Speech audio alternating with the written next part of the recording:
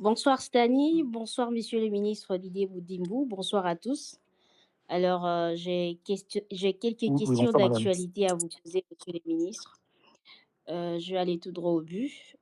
Connaissiez-vous personnellement Vali Amici? Quelle était la nature de vos relations professionnelles ou autres avec lui et avec votre cabinet avant sa mort? Première question. Je ne sais pas si vous allez répondre Il répond directement ou. directement, oui. Oui, je pense qu'on peut répondre, on peut y aller question par question. Oui, effectivement, je connaissais M. Valéry Amissi, paix à son âme. Et c'est quoi que vous voulez savoir, à part que le fait de le connaître aussi, il y avait des... euh, La nature de votre relation professionnelle ou autre avec lui et avec votre cabinet avant sa mort. oui, déjà, M. Valéry Amissi, il était venu, il s'était présenté au cabinet pour pouvoir essayer de faire une proposition de réhabiliter mon bureau et la loge présidentielle. Il est venu comme ce n'est pas des gros marchés, c'est des marchés dont on n'a pas vraiment besoin d'approbation parce que quand c'est en dessous de 50 ou de 100 000, on n'a pas besoin d'approbation au niveau de la DGCMP. Nous avons évalué le marché et moi, je lui ai donné sa chance et c'est lui qui a pu refaire mon bureau au niveau du stade de Martyr et la loge présidentielle. Et même quand vous montez au niveau des escaliers, il y a un grand léopard qui est là. C'est lui qui a pu faire ça. Pour moi, c'était question de voir ce jeune Congolais s'il était capable de faire quelque chose avant de pouvoir voir dans quelle mesure lui confier autre chose. Et c'est ce qui a été fait. Et c'est de là maintenant qu'on s'est connus. Et puis, il a fait son adhésion au sein de mon parti parce que pour lui, il estimait que je soutenais la jeunesse. Il voulait m'accompagner dans ma vision, dans mon parti qui est Haute Vision du Congo AVC. Il a fait son adhésion.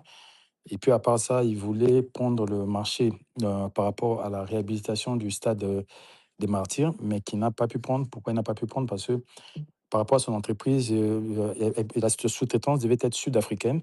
Et ma hiérarchie m'a dit non, on n'a pas besoin de passer par des intermédiaires. Il faut traiter directement avec la société sud-africaine en question. Donc, ce qui a fait que nous sommes rendus en Afrique du Sud. Certes, il était là aussi, mais nous avons directement traité avec la société sud-africaine.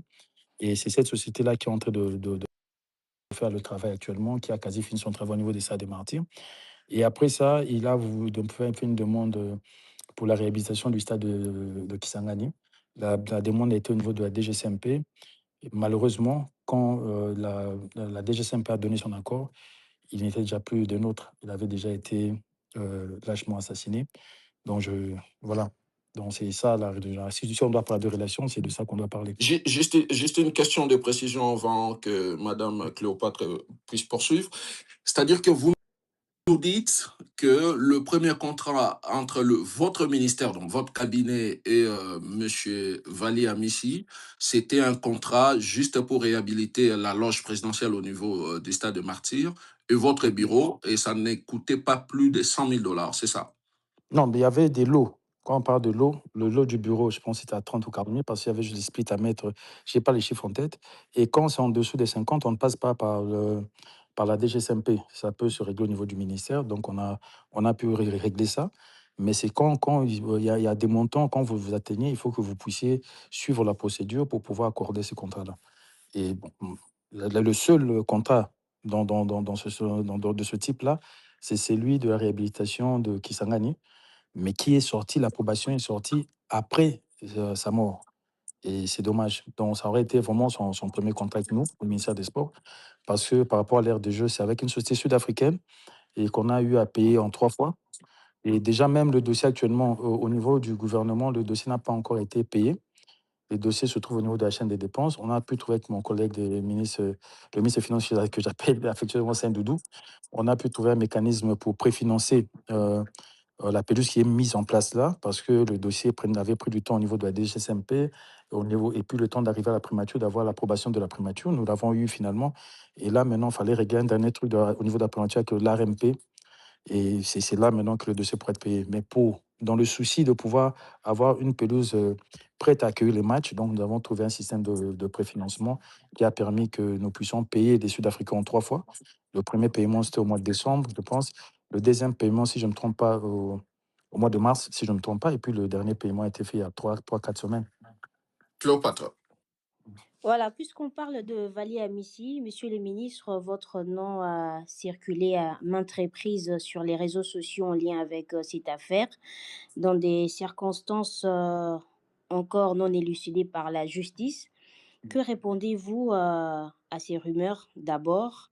Est-ce que vous souhaitez ici, par exemple, démentir formellement ou apporter des précisions sur ce que vous savez de ces dossiers? Merci, ça sera tout pour moi. Oui, madame, mais je ne pense pas que ce soit ni le lieu pour parler parce que nous parlons d'une personne qui a été assassinée, qui a une famille. J'ai même encore discuté avec son père hier et cette famille souffre. Et nous qui avons connu ce jeune, nous souffrons aussi. Donc maintenant, quand les gens veulent entrer dans des polémiques à dormir debout, à me coller des amitiés ou à me coller des histoires que je ne connais même pas, parce que le présumé assassin, je ne le connais pas, je ne l'ai jamais vu, ni d'Adam ni d'Ève. On me donne des appartements, je ne sais pas, Renaissance, apparemment, ça m'appartient. Moi-même, je ne sais pas quand est-ce que j'ai acheté. Il y a trop de choses qui se disent. On parle de contrat, alors que, comme je viens de vous le dire, le premier contrat que M. Valli devait signer, c'est lui qui est sorti après sa mort. Et on en a même parlé avec son père. Il le sait, je pense, sa famille, ils le savent aussi. Et le premier contrat de la pelouse, déjà, des gens parlent de 15 millions, 20 millions. C'est une folie. Depuis quand une pelouse coûte autant? C'est une folie. Donc, on voit les gens qui se servent des réseaux sociaux pour essayer de détruire des vies des gens sans se rendre compte que ce sont quand même des pères de famille. Parce que moi, les premières personnes qui m'ont envoyé ces inepties, ce sont mes enfants. Mes grandes filles m'ont envoyé ça et puis elles connaissent leur père. Donc, on attend, on attend, on reste serein. La justice est en train de faire son travail. La justice va rétablir les choses. Et moi, allô? Monsieur le ministre, vous êtes en train de dire, vous personnellement, Oui, personnellement, je ne m'inquiète pas parce que je ne me reproche de rien. Alors, absolument de rien, mais je n'ai pas non plus besoin de faire des déclarations. On m'a posé des questions par rapport à notre collaboration. Je vous ai répondu.